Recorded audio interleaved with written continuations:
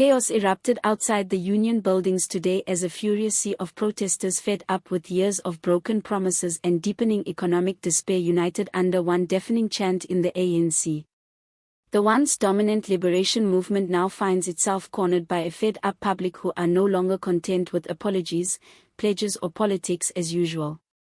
Thousands of angry citizens from all walks of life, students, unemployed youth, pensioners, civil servants, and disillusioned ANC supporters descended on Pretoria in what organizers called a people's ultimatum. The message was clear.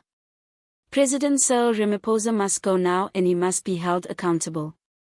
The protests were triggered by a recent string of damning reports alleging high-level corruption linked directly to Ramaphosa's inner circle. Leaked documents, whistleblower confessions, and forensic audits have painted a dimming picture of a presidency that critics say has shielded elites while the masses suffer. We voted for hope in 2019. We got lies. We got load shedding. We got poverty. We got nothing but pain, shouted 27-year-old protester Luli, a former ANC Youth League member turned fierce critic. Ramaphosa promised a new dawn. What did we get? A deep dark night. Placards reading Ramaphosa must rot in jail. No justice, no peace, and power to the people, not to the crooks, were waved high as demonstrators demanded not just resignation, but prosecution. The sentiment was echoed by protest leaders, many of whom are former ANC allies, now disillusioned by the party's trajectory. One speaker, a retired MK veteran, took the mic to thunderous applause. The ANC of Oliver Tambo is dead. The ANC of Chris Hani has been hijacked by thieves in suits. Ramaphosa, you were never a liberator. You are a CEO of corruption. With tensions boiling, riot police lined the gates of the Union buildings in anticipation of possible breach attempts. While the protests remained mostly peaceful, there were tense moments as scaffolds broke out between protesters and security personnel. Tear gas was fired at one point near the eastern wing where a small group attempted to scale the security fencing. Minister of Police Becky Seal, under mounting criticism himself, warned protesters against lawlessness, but his words were met with boos. Protesters accused Seal of protecting criminals in government while criminalizing the suffering poor.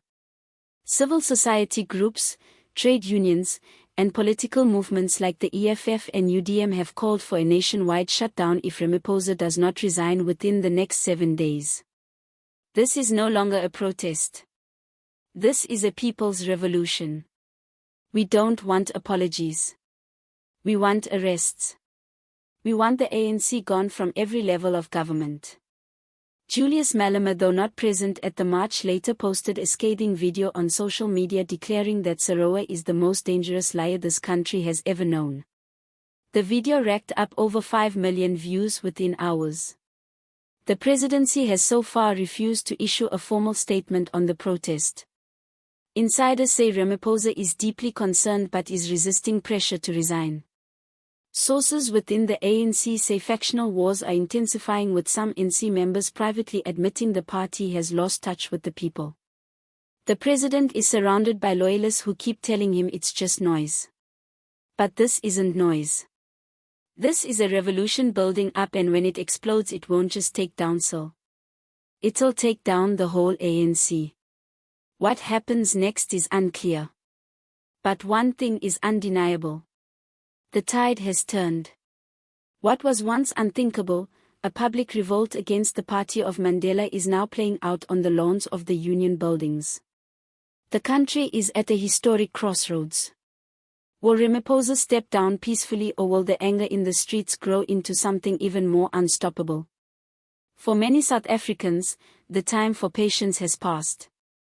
As one young protester put it, we are not just protesting Cyril. We are protesting hunger. We are protesting betrayal. We are protesting for our lives.